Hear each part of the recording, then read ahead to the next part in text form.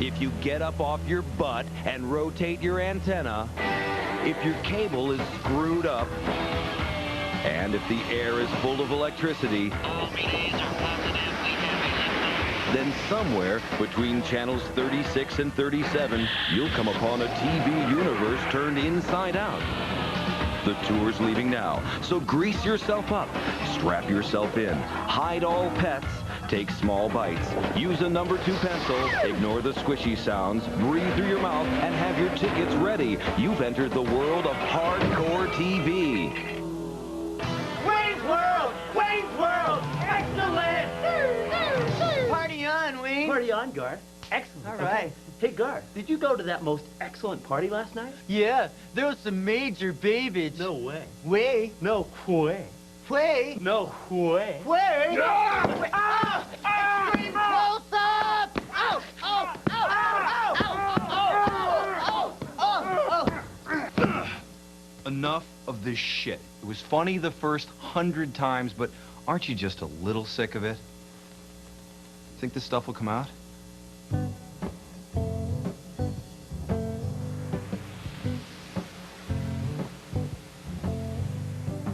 Good evening, and welcome to the world of hardcore TV. I'm your guide for this evening, and I'll be leading you through a TV land turned upside down. It's a place where the Smurfs might do it doggy style. Well, Smurfs doing it doggy style kind of says it all.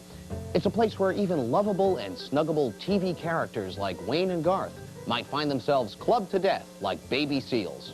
Cruel? Perhaps. But let me explain further. You see, just as the Native Americans used all of the buffalo when they killed it, we here at Hardcore TV use all of the bludgeoned remains of Wayne and Garth. Take a look at this chart. We've broken it down. Here is the rump roast, and these are the short ribs. Their intestines make this beautiful vacuum attachment, and what was left of their skeletal structure came in handy in the creation of this gorgeous combination tie rack and paper towel dispenser. You know, in this day and age, when our young people are so environmentally conscious, we say, waste not, want not. The tour of the world of hardcore TV is about to begin. Please remain seated at all times. Hello again, and welcome to Yankee Stadium. And what a day it is for baseball, as the first 1,000 fans will receive a box of autographed tampons. It's Tampon Day at Yankee Stadium. Hi, I'm Bob, and welcome to another edition of This Old Whorehouse.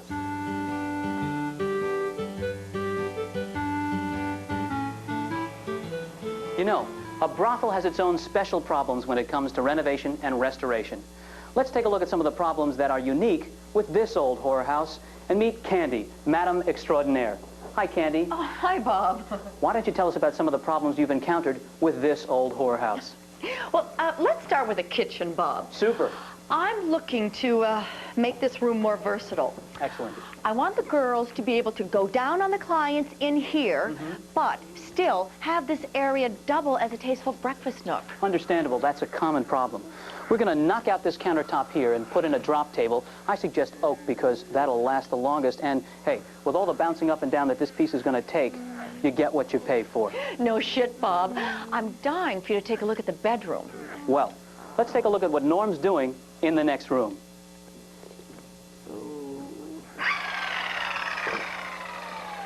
Hi, Norm. Oh, hi, Bob.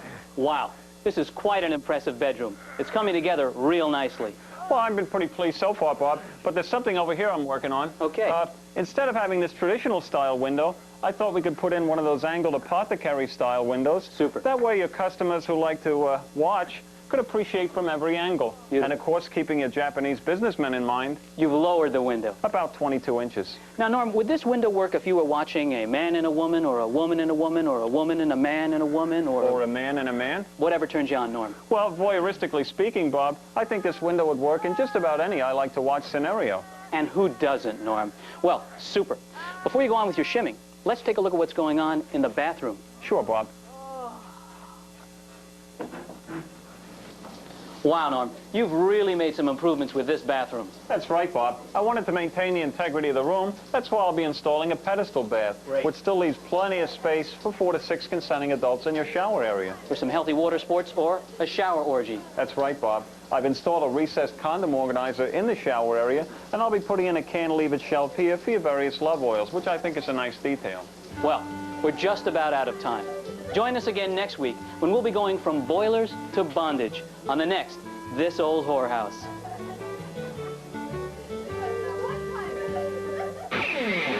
You know, you look a lot taller in person. Well, obviously here in the world of hardcore TV, Bob and Norm do a little more fixing up than they did on PBS. And although the sofas were much more comfortable at PBS, I believe that the hookers here are of a distinctively higher quality than those you'd find on the public broadcasting system. And I think that should count for something. You know, I'm breathing in a lot of sawdust here. Do you know if they're going to be serving refreshments? Because I'm starting to get a little tickle in my throat. Well, we got to keep this tour moving right along. Got to keep things running on schedule. So I believe this is yours. And now, fairy tales from the dark side. Mind your brother, said Daddy Boo Bear to my big brother Bo as he sat on the chair. My big brother Bo said, don't worry at all. We'll play with toys and my pink rubber ball. The door closed with a slam. Bo Bear looked at me and fired the ball at my eye as hard as could be. Christ, what a bounce, said Bo Bear with a cry, as a big bloody pus patch dripped from my eye. The ball hit the wall and bounced off of the floor into Daddy Boo Bear's half-open sock drawer. I can't find the ball, but hey, look at this. Then Bo Bear laughed so hard I thought he'd piss. A bunch of old penthouses packed in a stack under the socks, hidden in the back. But that wasn't all. There was Puritan, too, and Leg Show and D-Cup and a copy of Screw. And Polaroids of a hooker with Daddy Boo Bear, without any clothes, with her legs in the air. Holy shit, said Bo Bear as he climbed off the shelf and went to the bathroom to play with himself. But just as his overalls fell to the floor, Daddy Boo Bear walked through the front door. Quick, hide buns and boobs, put it back where it's been, pile the socks on top before Daddy Bear walks in. I'm home, said Daddy Boo Bear. I'm getting a beer, and I'm changing my socks. We both froze with fear. He stood at the door, and his face turned red. I closed the drawer and climbed off of the bed. Will we get a beating? We were both guessing, 'cause Daddy Bear said, I'm gonna teach you a lesson. Then he just handed me a 50 and said, don't tell your mother. And that's how I learned how one hand washes the other. Be sure to join us next time when I tell the tale of Tinkerbell and the Bug Zapper.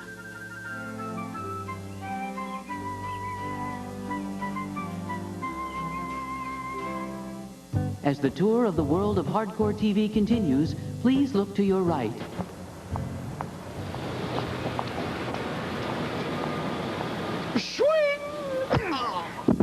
I warned them. It's the poignant drama of kids making it in the neighborhood. I got something I want to ask you. Because Joey asked me to ask you. If asking you this will be a problem. They're gutsy kids going through life with the hand they were dealt. Hey, welcome to the neighborhood. Over here we got Joey. Little Joey, Big Joey, Fat Joey, Skinny Joey, Teresa, and his sister, Teresa Joey. It's Bensonhurst 11210. Fuck you. No, fuck you. No, fuck you. What, you stupid? Fuck you. No, fuck you. No, Bensonhurst, where friendships last a lifetime. Oh, you look like a fucking whore. Bensonhurst 11210 takes on issues of racism. The moolies are taking our women. Yeah. The environment. This environment shit is fucked. Yeah. Crime. It's fucking crime, huh? Yeah. Politics. You vote? For what? You'll laugh, you'll cry, you'll grab your balls and spit. It's Bensonhurst 11210. Fuck you.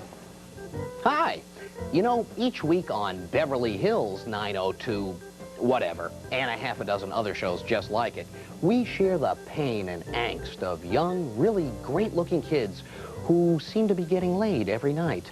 They have great cars, expensive clothes, lots of money, and no jobs.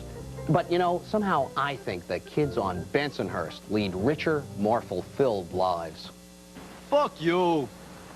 Stop fad dieting now. Forget weight loss programs that just don't work. Hi, I'm supermodel Theresa Lynn, here to tell you about an amazing new development, Miracle Stick. Watch this time-lapse photography as Theresa Lynn loses 50 pounds with Miracle Stick while watching TV. I lost pounds and inches, lowered my cholesterol, and raised my IQ in just 6 minutes. I lost 15 pounds with Miracle Stick. Now I can wear a size 6. I stopped stuttering. Miracle Stick, made of tough, genuine wood, is 10 aerobic workouts in one. It's a curling bar. It's a chin-up bar. A tummy tightener. Tightens thighs and buttock muscles. It's a neck stretcher. A bench press. An aerobic step. A sit-up bar. A squat bar. But that's not all. You'll never stop coming up with incredible uses for Miracle Stick. Put a shoe on. It's an artificial limb. It's a belt. It's a contact lens. It's a dictionary. It's an ear swab. It's a nursing bra. Don't order yet, because you'll also get this book, 101 Uses for Miracle Stick. All for the incredible price of not $49.99, not $69.99, but $99.99. Order Miracle Stick today. To order Miracle Stick, just call 1-800-555-It's a Piece of Wood. Order within 24 hours, and you'll also receive this wheel of cheese. Because you've probably come upon this weird TV universe by accident, you can understand that big stars don't happen by too often. That's why I feel really lucky that we have with us today the guy, and you all know him from the Miracle Stick ad, the guy who says it's a belt. It is so nice to finally meet you. Well, thank you. So, how has your life changed now that you're known as the It's a Belt guy? Oh, well, it's changed a great deal. Obviously, I can't go out in public places since people hound me for autographs. You reach the point where you don't know if people like you for who you are or for the whole It's a Belt thing. I know you get it all the time, but could you do it for us now? Sure. It's a belt. That's just great, just great. Are you getting a piece of the merchandising from the It's a Belt phenomenon? Yeah, of course. Only the official stuff, though. There's a whole ton of bootleg merchandise out there, so you got to be careful. The one you've got there, that's 100% cotton. That's a beautiful garment. Oh, well, what's next for the It's a Belt guy? Well, this is great for now, and I love this. And in fact, I'm talking to the Disney people about It's a Belt, the movie. But what I'm really interested in doing is directing. Well, thank you for coming in. It's a belt. Norm, what are you doing? That's Miracle Stick. Not anymore, Bob.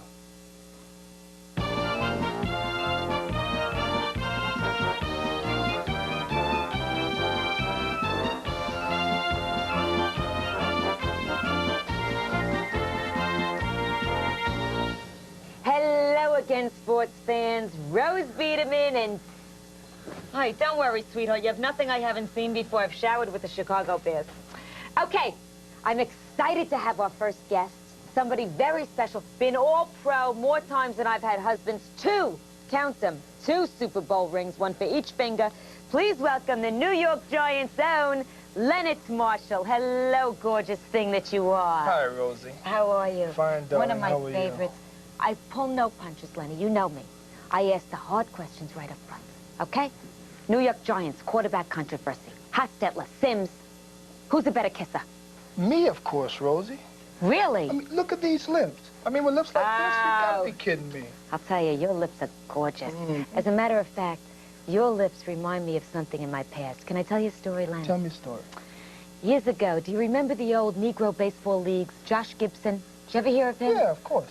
We were involved. Really? Yes, years and years ago. Jungle Fever before Jungle Fever. Exactly. Before your rap music, before your Spike Lee, I had the Jungle Fever. Okay. And it was not allowed in those days. I'm 21 years old. I'm sneaking into hotel rooms in Memphis, Tennessee, marked for coloreds only. And I don't want, by the way, letters about the use of that term. I don't want Jesse Jackson up my ass. That's what they called it in those days. I'm a liberal. I know. Lenny knows. That's all that we need to discuss. Right. But I'm crazy in love with him, Lenny, and we did it every which way but loose. He flipped me around like a flapjack, I'm telling you. And even my parents loved him. And we found a rabbi he was talking about converting. I don't know if you know this, sweetheart, but I'm of the Jewish faith. That's okay. So, anyway, but it was a forbidden love. It was a taboo love. A mandingo love. And it wasn't meant to be. But I think you know the reason why I'm bringing this up. Because I feel wildly attracted to you. Do you feel the heat between us? Oh. One more question to you. Tell me. Doggy style, pro or con? I love it. Myron, I told you again I'm right. You'll come back, please. Are you kidding? Leonard Marshall with me, Rose Biederman, sports lady. Bye-bye. Guests of Rose Biederman receive It's a Belt merchandise. For the first name in quality, It's a Belt. Hey, Leonard, can I see the ball? Oh, sure. Thanks. During the tour of the world of hardcore TV, please keep all hands and feet inside the designated area. My company moved its factory to Mexico, and I was laid off. Recession. My house is only worth half of what it was last year. Recession. I'm holding down 3 jobs to make ends meet, and they canceled my health insurance. Recession. Somewhere between poverty and prosperity lies recession. Recession from Calvin Klein. You can't afford it. Urinating on Geraldo Rivera will not be seen tonight in order to bring you the following special thing.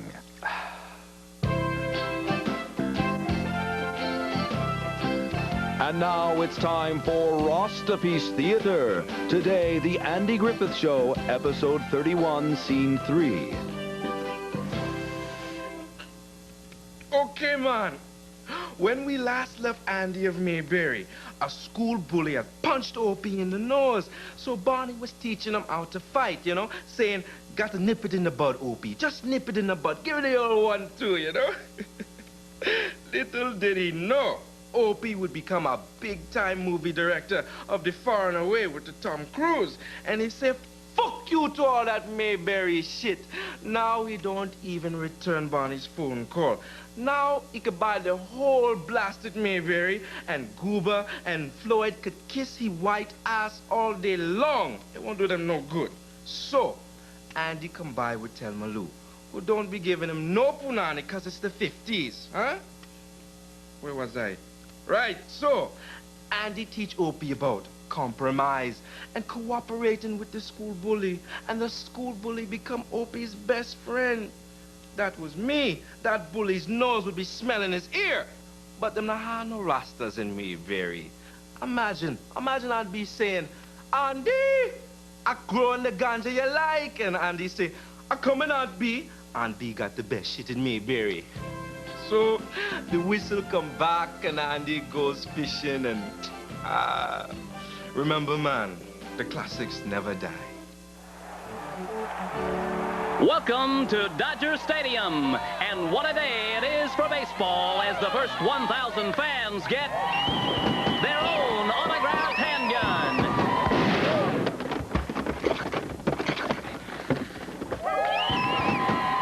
It's Handgun Day at Dodger Stadium. Notch!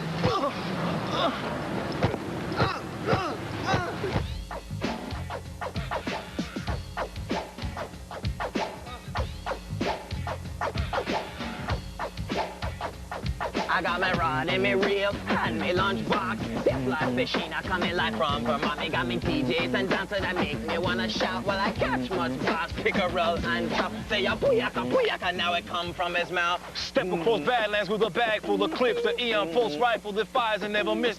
Got my sights on the 5-0. His life. Shut up. What are you talking about? It's a fishing show.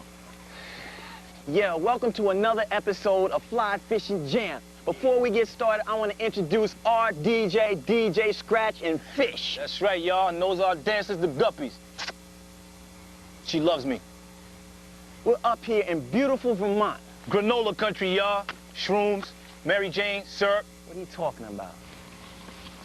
Today's topic will be live bait versus lures. I'll be using our Rydell deep diving weedless popper, and my man Warchild here be using... I'll be using live bait. That's right. Uncle Wiggly Wiggly's minnows. That's right, kid. Try one of them out. Yo, man, this shit look like sushi, kid. Like what? Sushi. The hell you know about sushi? Yo, kid, I know about sushi. Take all my freaks to sushi bars. They like that shit. I've seen your freaks. Your freaks can't get into rated PG-13 movies. What you trying to say? Ain't no trying about it. Jailbait, Jack. Oh, so now you trying to diss me in front of cuties, huh? Hey, look, I'm not trying to diss you, but name one girl you've been with over 17. Teresa Burke. Teresa Burke from 125th Street? 125th Street, big body. She got a beauty mark on her? Yes. Where? On her thigh. Which one? Left. What he look like? A pork chop. I know my skins, kid. Hey, yo. When I was hitting the punani, right, it was like crazy big. You know, I was swimming in it, kid. You know what I'm saying? Shit was mad tight on me, G. Mad tight. Hey, yo, these lures are not only good for catching trout, but you can also catch striped bass on them. You know what I'm saying? You know something, kid? Lures are stupid. You know what I'm saying? It's a piece of plastic. How's a fish gonna eat a piece of plastic? If I was a fish, I wouldn't eat a piece of plastic. You know what I'm saying? Hey, yo. All this talk about food is getting me hungry. The Vermont Park and Recreational Department provided us with lunch. Let's check the box, see what it is. Shit better not be pancakes. Better not be pancakes. Pancakes? Throw the shit in the water. Nah, kid, I'm eating Throw it in the water. I wonder if they use Bisquick or Aunt Your Mama. Yo, I got something, kid. Get the net. Get the net.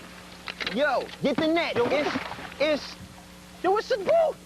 It's a Timberland, kid. It's a Timberland. The hell you getting so hyped for? Put the other rod in there. Get the other one.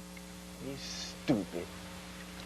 We're all out of time, folks, but make sure you tune in to catch another episode of Fly Fishing Jam. Hey, DJ Scratch and Fish, take us out of here, kid.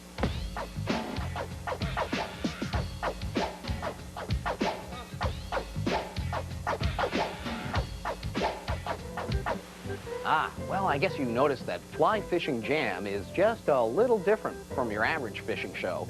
You know the ones I mean, where it's usually just two good old boys on a lake talking about bringing in a championship bass, reminiscing about the good old days in the clan, and how convenient it is to date one of your own nieces. And then they follow the whole thing off with a big night of peeing off the boat and driving while intoxicated.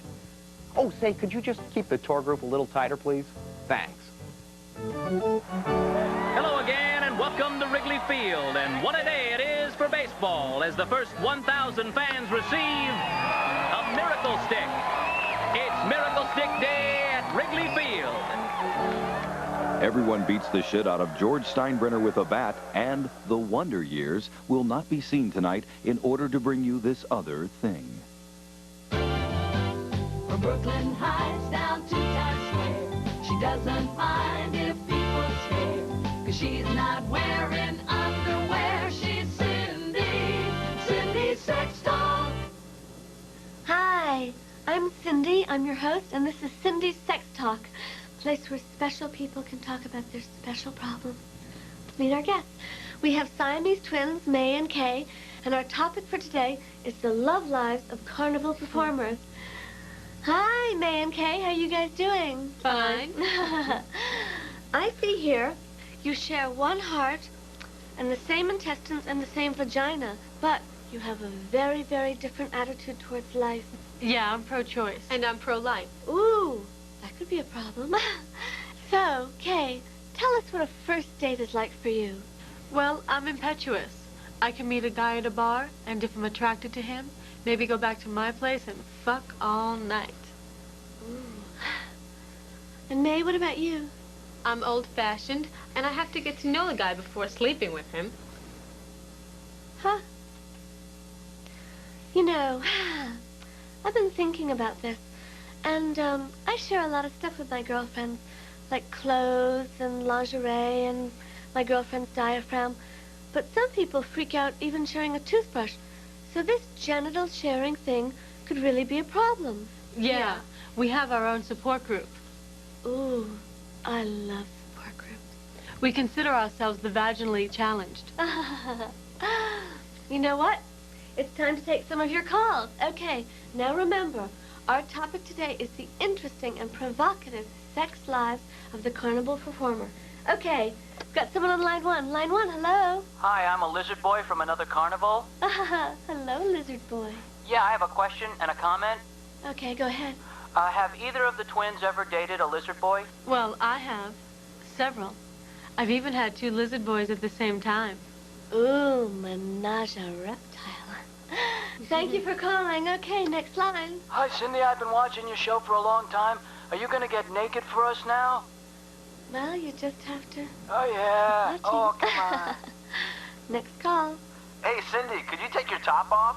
Hey, we are talking about the sex lives of Siamese twins here. This is something that could affect all of us. Okay, next line. I have a question for the twins. Go ahead. Yes, could you ask Cindy to take her top off? You know what? Our fun segment is over. But I have one final question for you guys.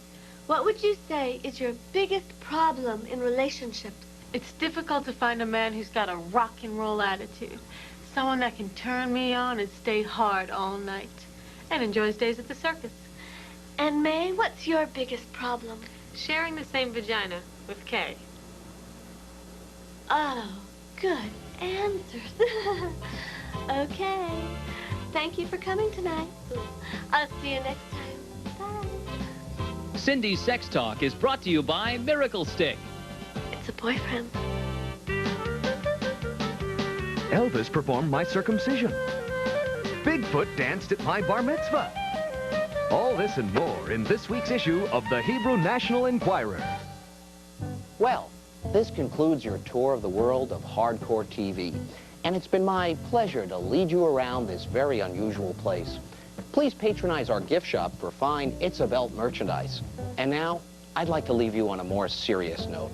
You know, nowadays there's a kind of social and political correctness to everything. Don't say this, don't say that, don't suffocate this person, don't put poison in the drinking water, just chipping away at our precious freedoms. And you know, when some people look at hardcore TV, they might think it's disturbing, unsettling, perhaps unintelligible. Well, we'd like to respond to that by reading a passage by famed media critic Marshall McLuhan. And I quote, "Eat me," unquote. Thank you, and good night.